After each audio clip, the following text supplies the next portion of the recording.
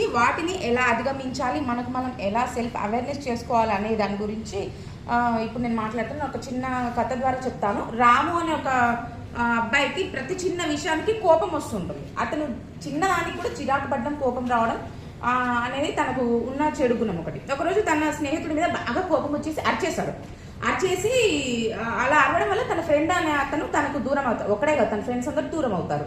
ఆ విషయాన్ని తన గురువు గుర్తించి తనకు మరుసటి రోజు పిలిచి ఒక అద్దాన్ని ఇచ్చి, అరే నాయనా, నువ్వు ఈ అద్దంలో చూసుకో, నీకు కోపం వచ్చినప్పుడు ఎలా ఉంటున్నావు అనేది నీవు అద్దంలో చూసుకో అనేసి చెప్తాడు. నెక్స్ట్ డే రాముకు మళ్ళీ ఏదో విషయంలో కోపం వచ్చినప్పుడు అద్దంలో తనను తాను చూసుకున్నప్పుడు తనకే చిరాకు పుట్టింది. అబ్బా, నా ముఖం ఏంది ఇంత ఇదిగా ఉంది అనేసి. అప్పుడు తను రియలైజ్ అయ్యాడు, నాలో ఉన్న చెడు గుణం ఇది, దీన్ని నేను పోగొట్టుకోవాలి అని రియలైజ్ అవుతాడు. సో అప్పటి నుంచి తను మంచిగా ఉండడం, మారడం చేసుకుంటాడు. అది తనకు తను సెల్ఫ్ అవేర్నెస్ అనేది కనుక్కొని గుర్తించి మార్చుకున్నాడు. సో మనలో ఉన్న లోపాలైతేంది, చెడు గుణాలనైతేంది, మనం ఎలా అయితే అధిగమించి ముందుకు వెళ్తామో అప్పుడే మనం సక్సెస్ని చేరుకోగలుగుతాం. Okay, thank you. నాకు ఈ అవకాశాన్ని ఇచ్చిన రవి సార్కి, ఇంటాక్ట్ టీమ్ అందరికీ థ్యాంక్ యూ.